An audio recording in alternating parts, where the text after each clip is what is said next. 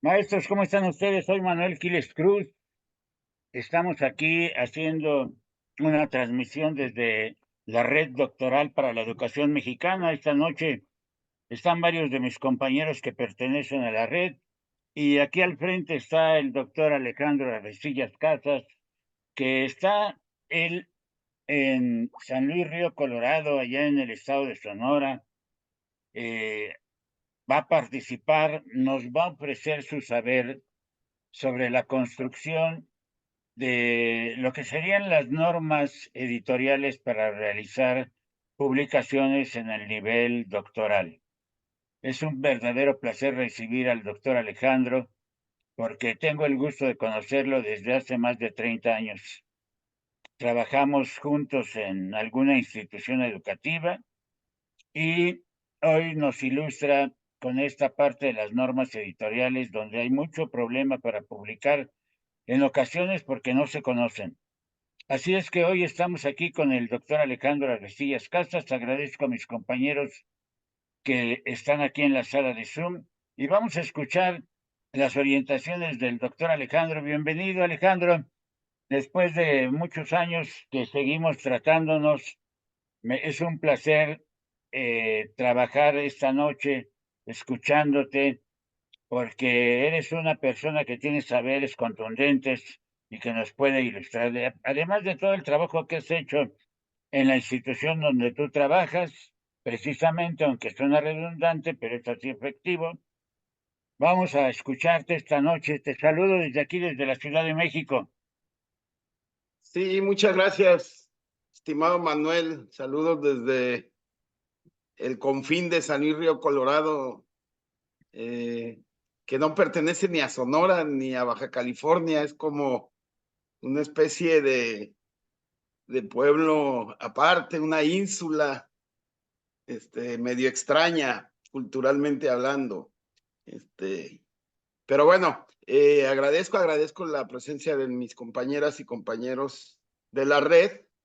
Y la idea surgió a partir precisamente de la propuesta que hiciste en torno a publicar eh, para que la red doctoral tenga sus propios mecanismos de promoción, de difusión de lo que se produce al interior de quienes conformamos parte de esta red recientemente nacida. Entonces, voy a hacer una presentación, les voy a compartir una presentación muy sencilla que hice a partir de mi experiencia en la publicación de artículos, tanto de los llamados científicos como los artículos de divulgación, porque me parece importante entender la diferencia entre unos y otros, y con la idea que ahí ya se discutirá al seno de la red, de pensar en dos tipos de publicaciones, una con artículos científicos y otra con artículos de divulgación, de tal manera que podamos tener dos tipos de publicaciones con públicos distintos y objetivos e intereses distintos. Entonces voy a compartir pantalla, me indican por Ahí favor está, cuando ya. ahí la tienes. Ok,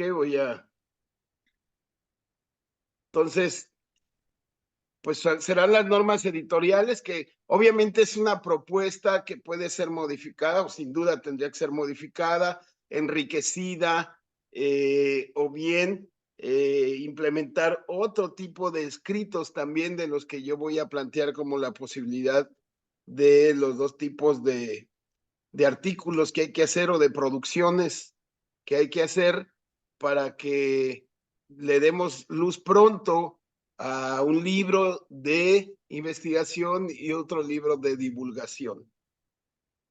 Primero, cada tipo de contribución o de contribuciones tiene características particulares que tiene que ver con la naturaleza del tema, con el objetivo que persigue, con el público al que va dirigido y con el contenido del cual se habla para su publicación.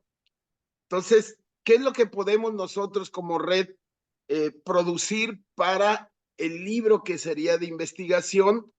pues serían artículos propiamente de alguna problemática que estemos investigando, reportes, no necesariamente el artículo que lleva más una carga teórico-conceptual, sino un reporte de investigación que también es importante, dar a conocer resultados, procedimientos y herramientas que se utilizan.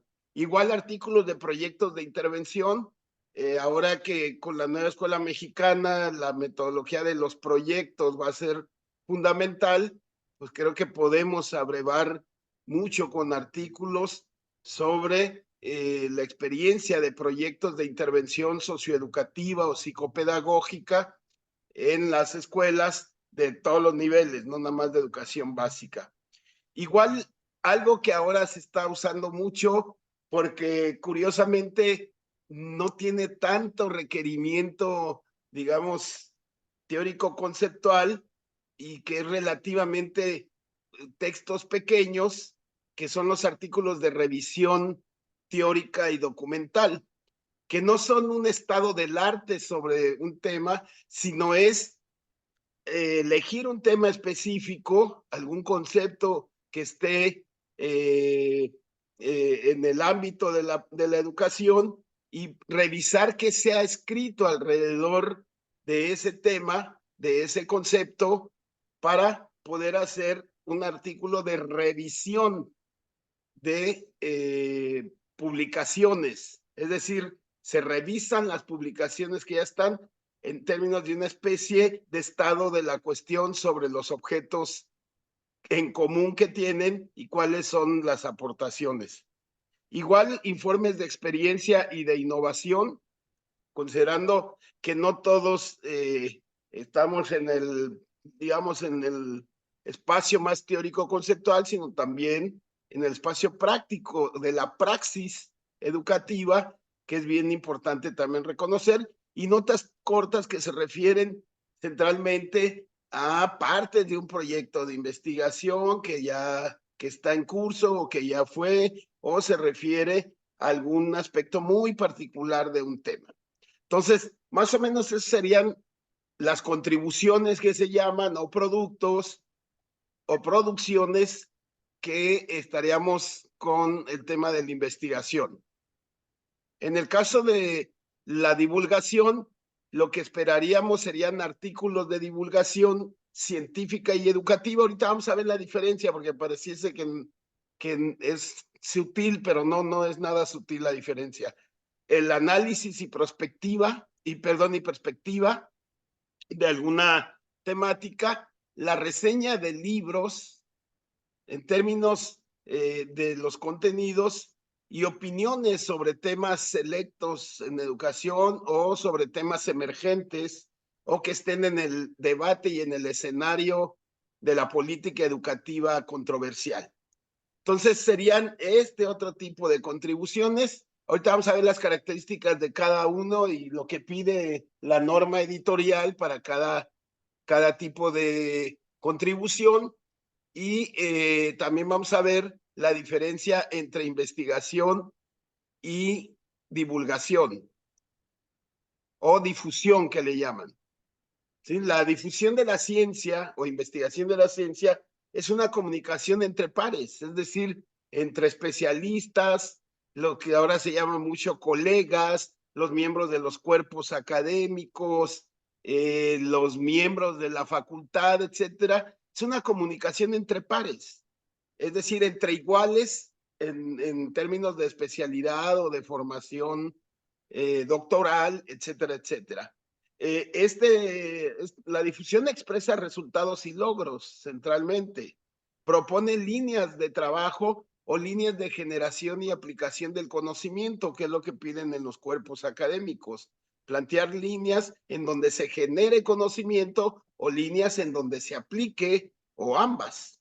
¿Sí? Hay una búsqueda de encuentros productivos entre múltiples disciplinas, porque si bien todos somos de la red doctoral, tenemos distintas disciplinas, distintas formas de abordar y de entender y comprender la educación, pero sobre todo, pues tenemos distintas formaciones, ¿no? Algunos tienen formación normalista, otros tenemos formación universitaria, unos tienen doctorados genéricos, otros tenemos doctorados específicos, unos los tienen en las ciencias sociales, otros los tienen en las ciencias naturales o exactas, de tal manera que esta riqueza que hay en la red doctoral y que sin duda va a crecer aún más, pues va a permitir este encuentro productivo entre todos y todas nosotras, de tal forma que se convierta en ese concepto de difusión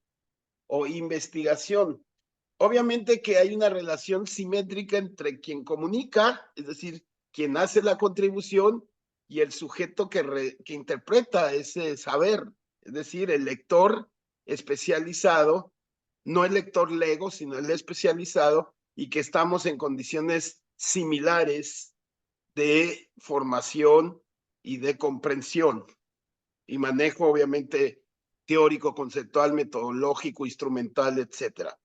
Igual hay un marco socioprofesional o técnico delimitado y específico. En el caso nuestro, pues es la educación, ese gran marco, pero hay una serie de subsistemas o submarcos al interior, como educación superior, media superior, educación básica, como trabajos de la práctica docente o trabajo de los sujetos alumnos o trabajo de la escuela o trabajo de la comunidad, etcétera.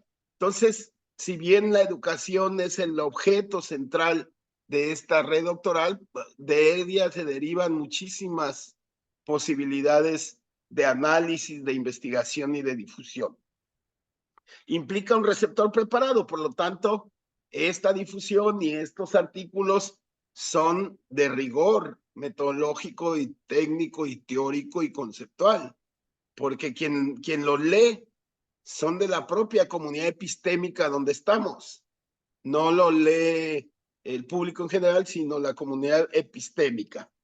Entonces, el receptor busca o actualizarse, formarse, o buscar nuevas líneas o encontrar nuevas formas de mirar los fenómenos educativos. Eso es lo que busca quien lee las revistas especializadas o los libros de difusión especializados de investigación y de generación de conocimiento.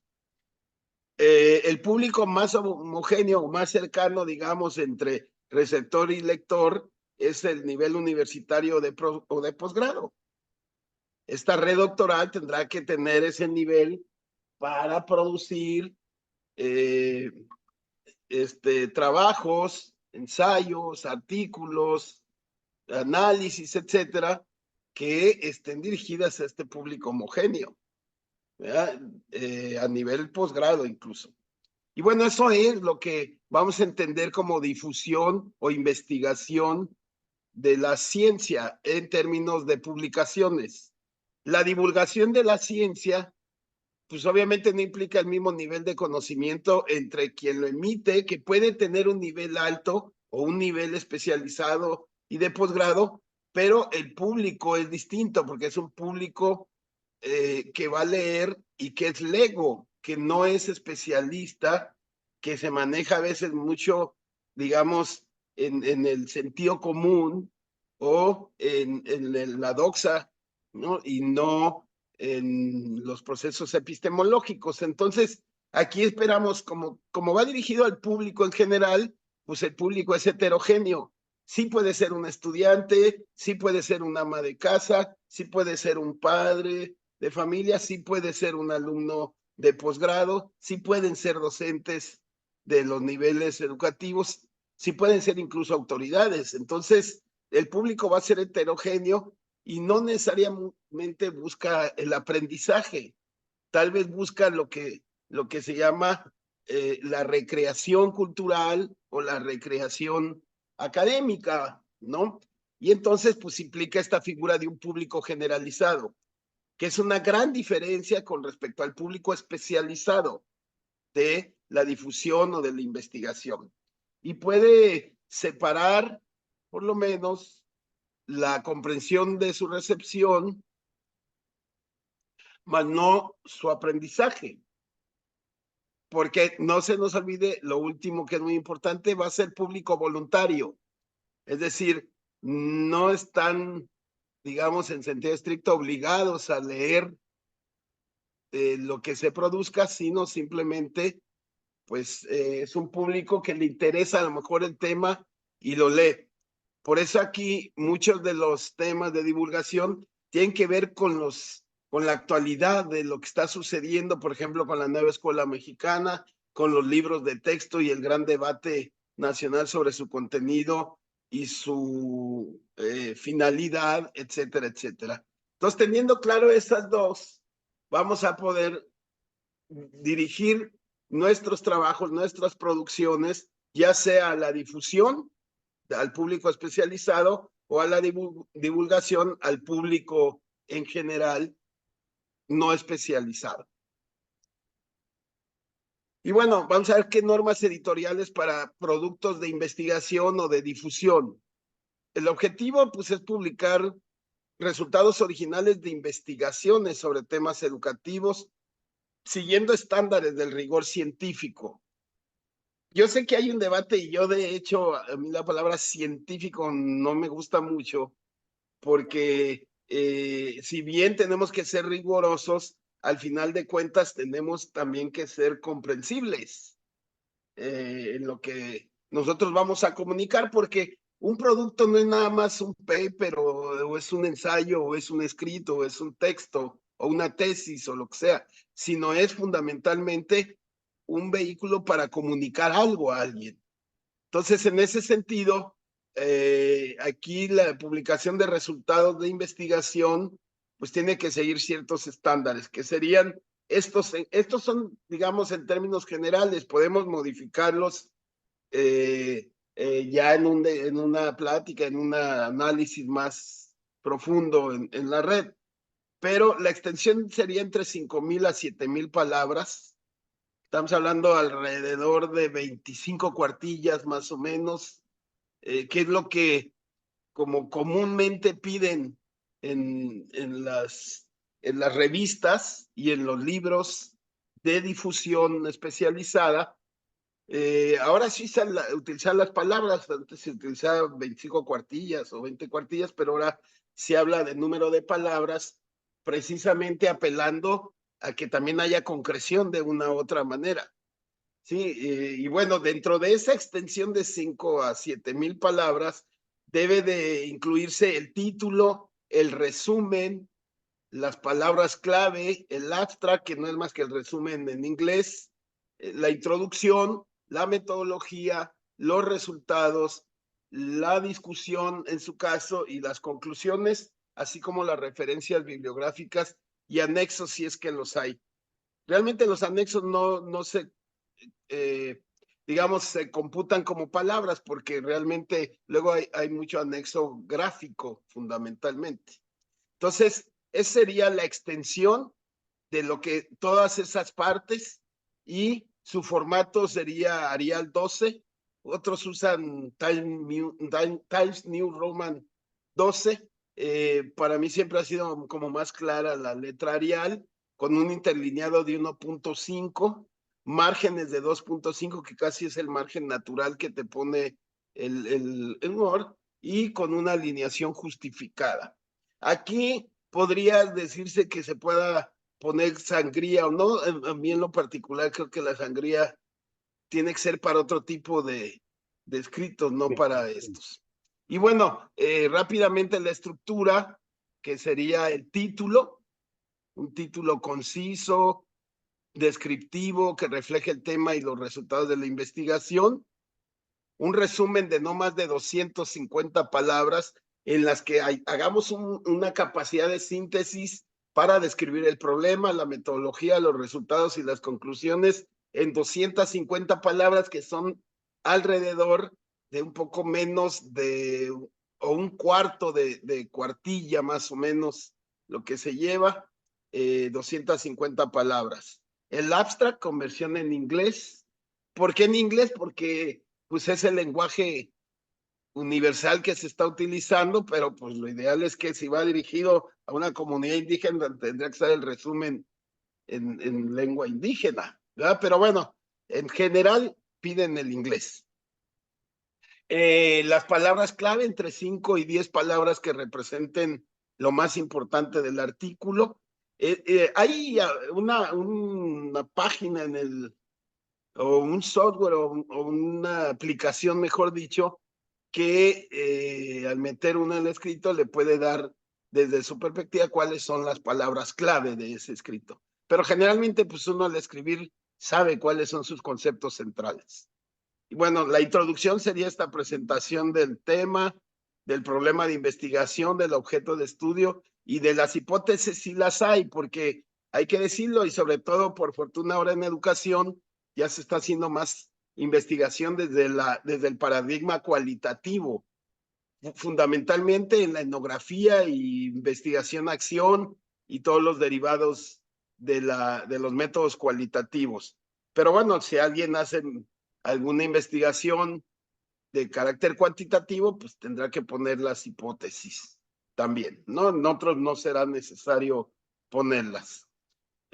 Pero bueno, la metodología, pues obviamente es una descripción detallada de la población, la muestra, si es que tiene, porque generalmente en Quali se hacen estudios de caso, entonces, pues la muestra es el total del universo, pero también los instrumentos, las técnicas, las herramientas con las cuales se realizó esa investigación.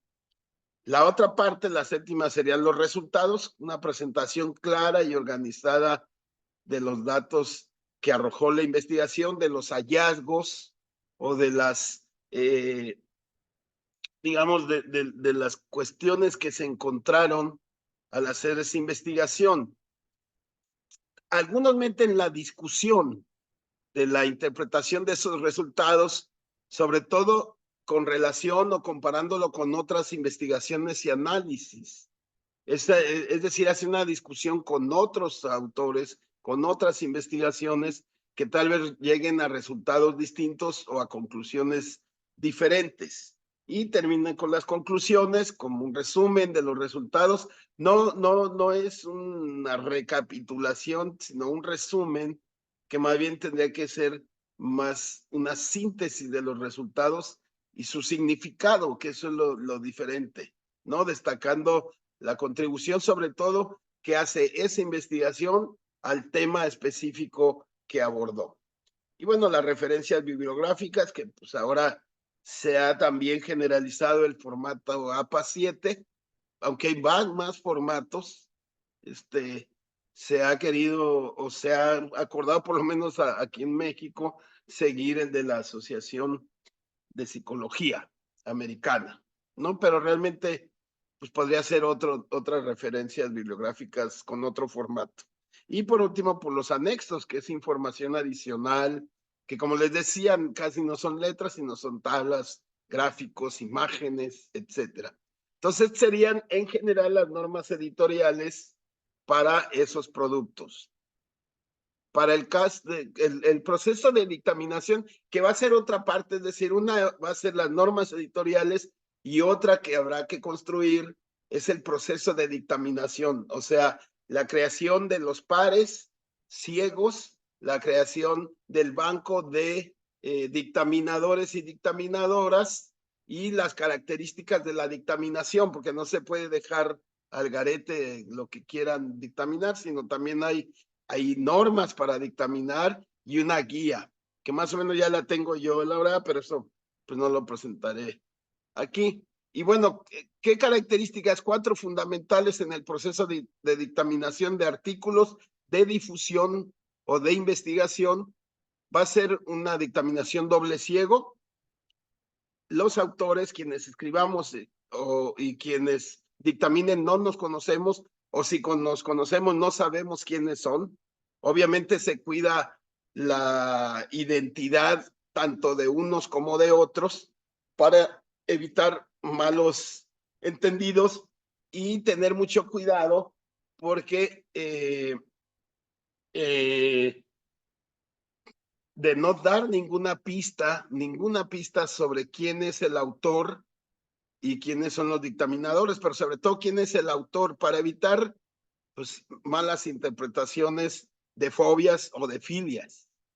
¿Sí? La segunda son 2 dictámenes independientes Es decir, no se tienen que poner de acuerdo los dos dictaminadores, cada uno dará su propio dictamen, mismo que se le hará llegar al autor o autora, y esta pues tomará lo que considere adecuado de esos dictámenes para que ya después se mande, bueno, ahí ya en la dictaminación, uno de los criterios es que se ponga si el artículo está para publicarse, si hay que publicarse con modificaciones, si hay que no publicarlo, es decir, no se autoriza por la falta de rigor precisamente científico, metodológico, teórico, conceptual, procedimental, etcétera.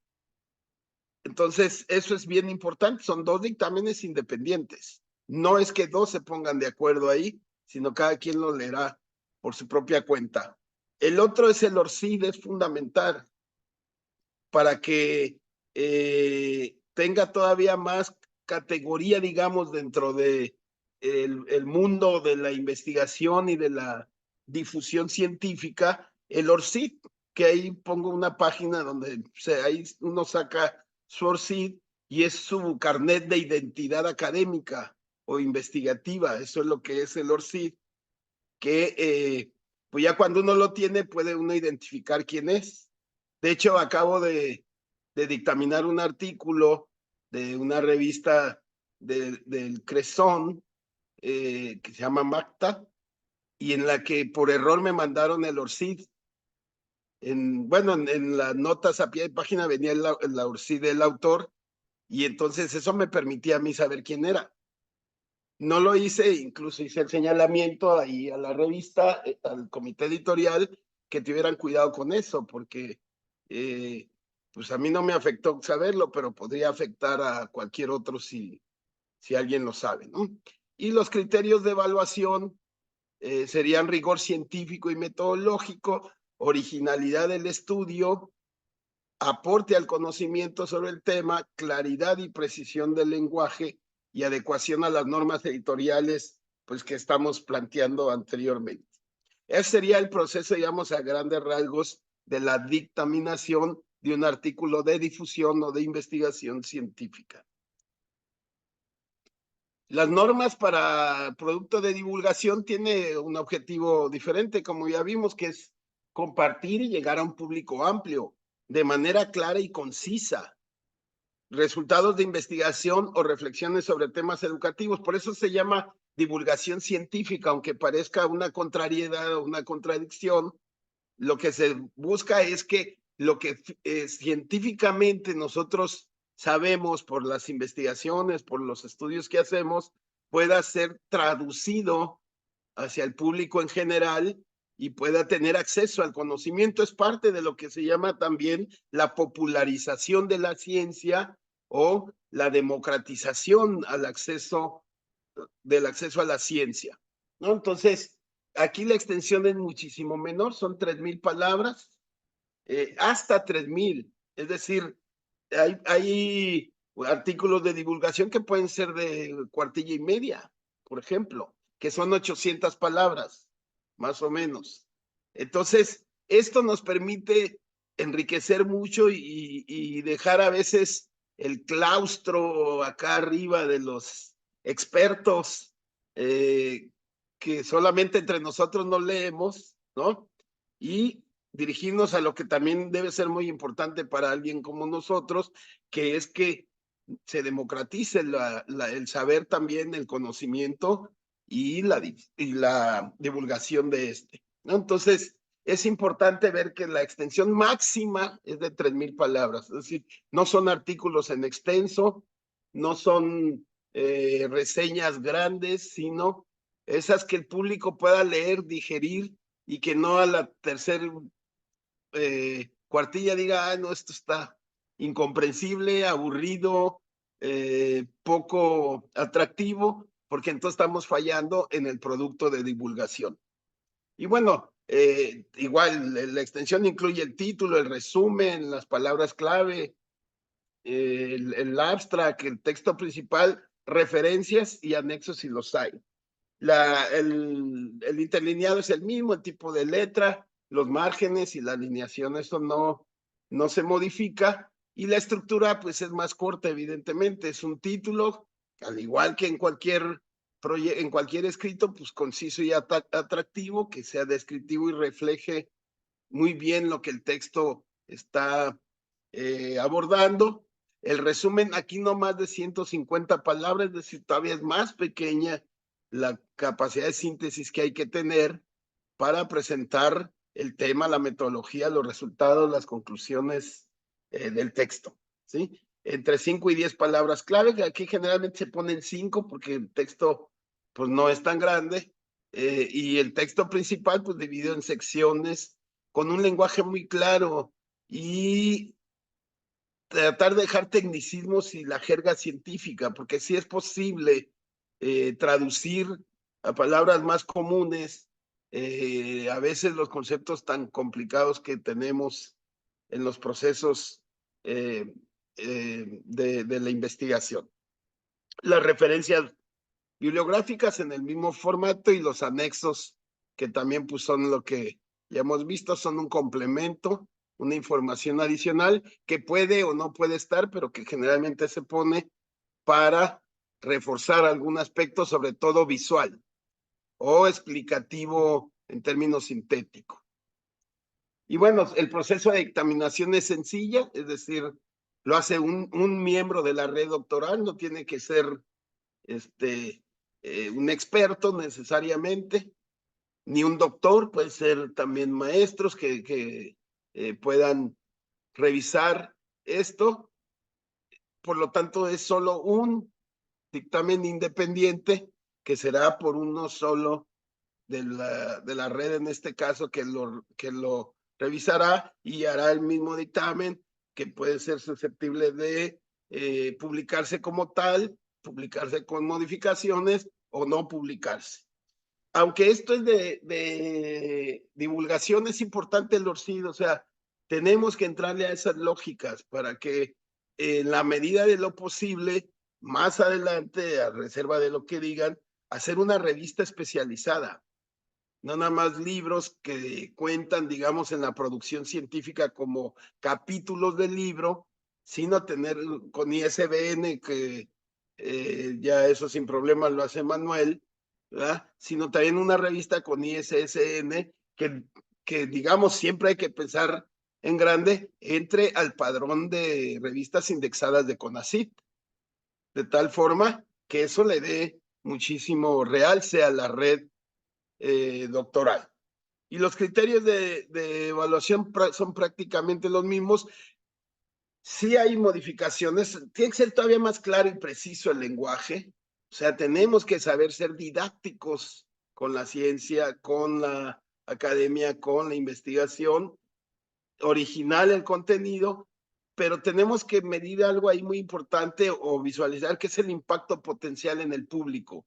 Quien dictamine tiene que saber si esto, o tiene por lo menos que calcular o que imaginar si ese artículo va a tener un impacto potencial en el público objetivo, que serían centralmente, en tanto que estamos en educación, los maestros, los estudiantes, los docentes de las escuelas. Y por último, que aporte a la red doctoral, pues siempre hay que buscar que todo esté en términos de la red doctoral. Y bueno, gracias, eso sería lo que podría plantear. No sé si haya preguntas o alguna, Sí,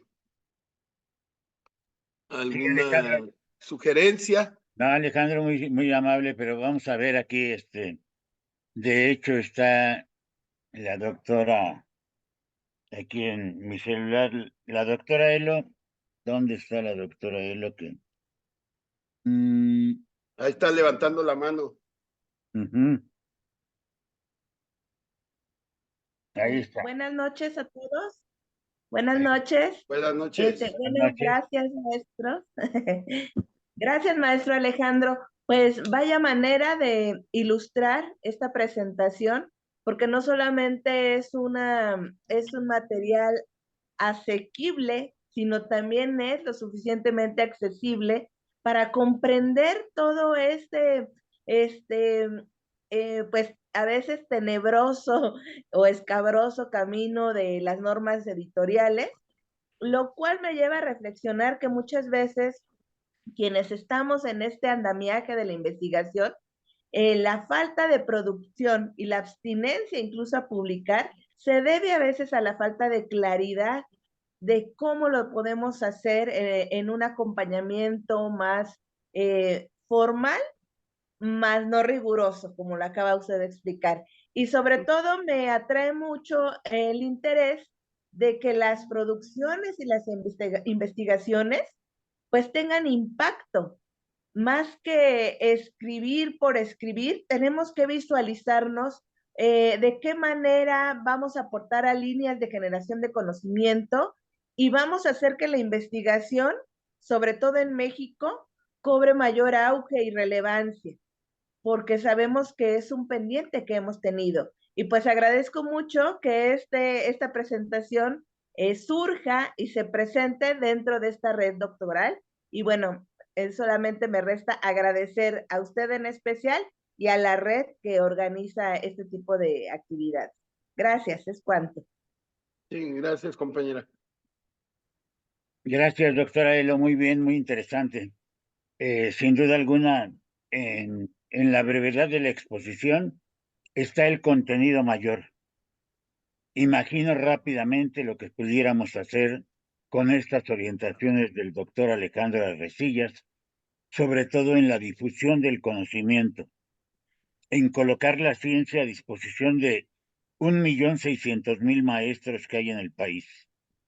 Como dice el doctor Alejandro Arresillas, bajar un poquito el tono del pedestal perdón, lo del pedestal yo lo agregué, pero para colocar el conocimiento que ustedes generan muy cerca de los muy cerca de los profesores de México.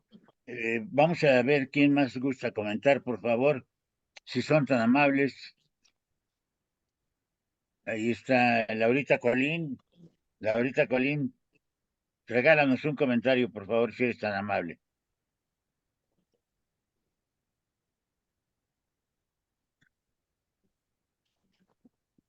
Laurita, ¿no? No, no, no, no. Ahí está. Perdón, maestro, es que tenía no podía activar mi micrófono. Buenas noches a todos. Buenas noches. Pues la propuesta del doctor Alejandro es muy motivante, sobre todo para aquellos que estamos haciendo los pininos en la parte de la escritura, maestro Manuel.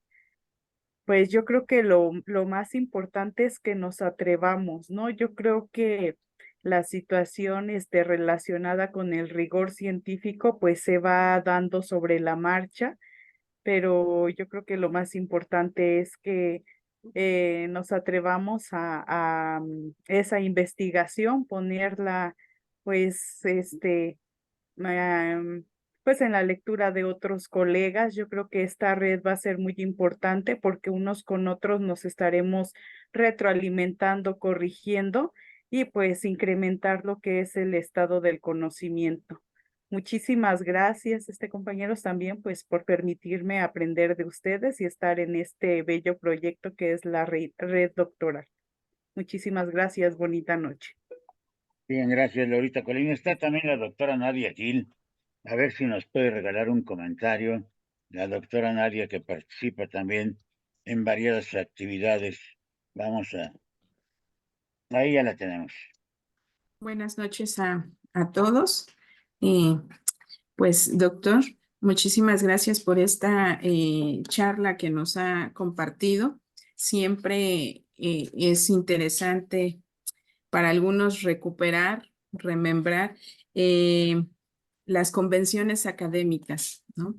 Hoy ha sido una charla muy amena. La verdad es que comienza dándonos aquellas pautas para esta escritura académica, pero luego nos compartes un proyecto en prospectiva y en eso quiero hacer énfasis.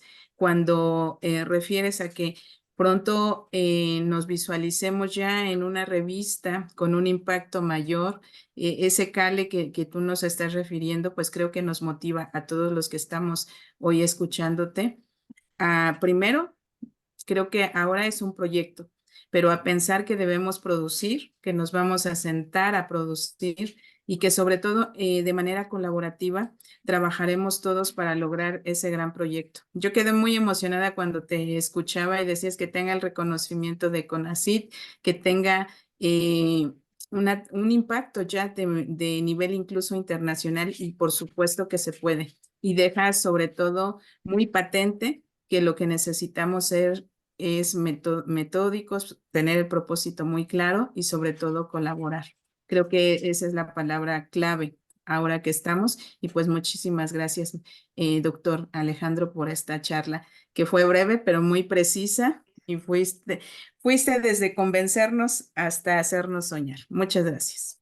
Gracias, Nadia, gracias. Alejandro, te regresamos la palabra. Sí, Hola, mi mire, reina. efectivamente yo creo que hay que Gracias, mi reina. desmitificar Sí, mi un reina. poco o un mucho lo que son las revistas y la difusión científica y la divulgación, pero sobre todo la difusión, porque yo he sostenido que a veces la difusión se vuelve tan especializada y a veces tan críptica, es decir, que es difícil de descifrar, que termina uno hablándose a sí mismo, prácticamente, ¿no? O la verdad, yo ya estoy harto de muchos congresos donde va uno, en la mesa son los mismos 4 que viene el congreso anterior, y entonces nos convencemos de lo convencido y ya. Y entonces yo me pregunto, ¿y el impacto en en la sociedad dónde quedó? ¿No? Entonces, yo creo que sí tenemos que cuestionar incluso esto del estatuto científico. Yo siempre lo he cuestionado porque me parece que dio lugar en México a castas divinas que se creían inalcanzables porque eran miembros del SNI, ¿no? Aunque como diría Anton Hill, más que Sistema Nacional de Investigadores, era un Sistema Nacional de Publicadores, porque eran puros papers, y realmente ya ni sabía si era investigación o no, porque además, como decimos en el argot, eran republicanos, ¿no? Publican y republican el mismo tema, nada más le meten un nuevo ingrediente y se acabó. Y eso son vicios que el SNI dejó junto con todas las mafias que hay o que había, porque ahora ya están saneando, que había en los dictaminadores precisamente, donde había manera de saber quién era el que mandaba su candidatura, y a veces premiaban y a veces castigaban. Y otra cosa que hay que desmitificar, por lo menos desde mi punto de vista, es el contenido propio de lo que se entiende como científico, porque yo cada vez estoy más convencido que los textos que leo mucho que mandan al SNI y todo, a veces uno no sabe qué piensa el autor porque son un culto a las citas, según no sé quién y según no sé cuál y no sé. Y eso lo ven como más científico porque habla de más científicos, pero realmente yo cuando digo, ¿y dónde está tu marco conceptual? Es decir, ¿dónde estás tú? ¿Qué escribiste tú? Porque si quita uno todas las citas, termina siendo una cuartilla, el artículo de 25 o 30 cuartillas. Entonces, yo creo que sí hay que ir pensando en una nueva manera de entender lo científico, la difusión científica, la manera en cómo nosotros, digamos, informamos o comunicamos a la gente. Y la verdad es que siempre hay que entender que cada quien escribe de acuerdo a su propia formación, ¿no? Por ejemplo, a mí en lo particular me costaba mucho trabajo en el SNI porque como hay un culto a las citas y yo soy antropólogo de origen, yo hago narrativa fundamentalmente. Entonces, me tuve que cambiar de línea porque donde iba, que era en educación, nunca, no quedaba, porque pues ahí hay puro psicólogo, con puros tests, con puro trabajo cuanti, hasta que dije, no, pues vete a ciencias sociales, ¿qué haces en educación? Hablas de educación, pero vete a ciencias sociales, porque ahí por lo menos son cualis también. Entonces tenemos que ver todas esas cosas y hacer cosas distintas si queremos realmente llegar a los públicos, ¿no? Aunque sea difusión científica, no nos da el derecho a ser tan poco comprensibles o tan incomprensibles que nadie nos lea. Entonces, yo digo, pues hay que bajarle efectivamente al pedestal y ponerse, pues, sí en el proscenio hasta adelante, pero en la tierra, pues, ¿no? En la tierra. Muy interesante, además, verdad. ¿Alguno de ustedes, compañeros, que quiera hacer un comentario de cierre para esta sesión? De los que tengo aquí en la pantalla, está Antonio, está Violeta desde Durango, está Lupita Marván desde Iztapan de Gazal y está Gris Rivera también aquí con nosotros. Antonio, por Buenas favor. noches a todos. Buenas noches a todos y a todas. Buenas noches. Finalmente, yo que esta plática, esta charla, este diálogo nos deja mucho aprendizaje, ¿no? Que realmente nos marca las pautas, ¿no? Para poder hacer una divulgación científica, ¿no? Y esto nos va a permitir o nos amplía el conocimiento. Prácticamente yo que como seres humanos nunca dejamos de aprender y por lo tanto me llevo un buen sabor de boca por todos aquellos elementos sustanciales que el doctor Alejandro Arrecías Casas nos acaba de presentar, ¿no? Nos los dio muy digerido y aprende uno mucho, ¿no? Y yo que constantemente podemos aprender de unos a otros y que a Claro. través de ello vamos a crecer en este proyecto de la red doctoral para la Escuela Nueva Mexicana. Sería mi comentario. Muchas gracias, doctor Antonio, dice la doctora Elo, refiriéndose al doctor Alejandro y a la red doctoral. Mi admiración por la manera tan singular del maestro Alejandro, así lo estoy leyendo, al compartir su experiencia y saber. Yo creo que sí está mostrada la experiencia del doctor Alejandro Arrecillas y pues todavía tenemos mucho que aprender. A nuestros años todavía tenemos mucho que aprender. Nadie puede decir que tiene el saber total. Por eso compartimos la experiencia y por eso nos la comparte el doctor Alejandro. ¿Algún comentario más, Gris Rivera, o alguno de ustedes? Bueno, pues de mi parte agradecer que me permitan ser parte de esta red y qué manera de iniciarlo. La verdad es que es un tema muy interesante y como comentaban los compañeros, muy motivador. Para poder aprender y para, igual como los que estamos haciendo pininos apenas en las publicaciones, pues aventarnos a ir creando, a ir proponiendo y a ir escribiendo sobre nuestras investigaciones, haciendo difusión de todo nuestro trabajo y de nuestras experiencias. Muchas gracias al doctor Alejandro y pues a toda la red. Enhorabuena, es un muy, muy buen comienzo. Gracias, Gris. Lupita Marván, por favor.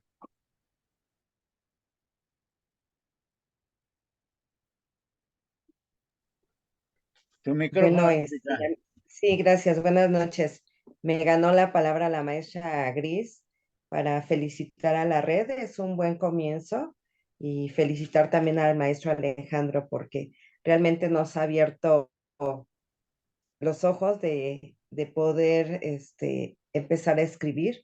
Y me llamó mucho la atención la última parte que decía que usted es más antropólogo, la narrativa que ahorita se está impulsando para comenzar a escribir. Creo que es un buen momento para aquellos que se les cuesta o nos cuesta trabajo estar realizando esas citas a veces tan complicadas, ¿no?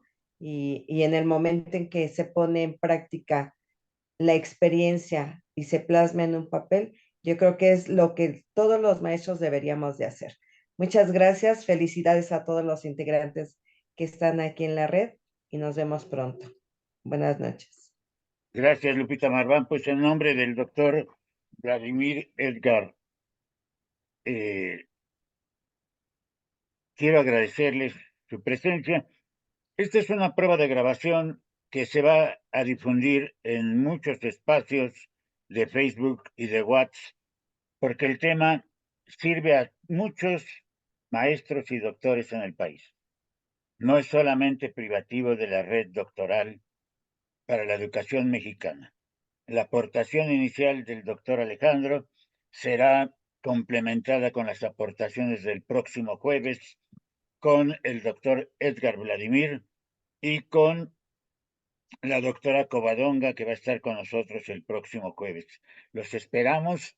Invitamos a quienes están viendo este video que se agreguen a la Red Doctoral para la Educación Mexicana, página de Facebook, y desde ahí podamos enlazar muchas actividades académicas.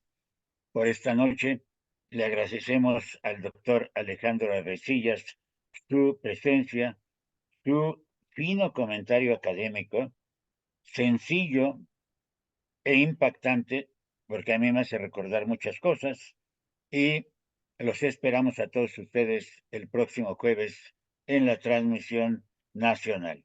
Muchas gracias y muy buenas noches a todos aquí en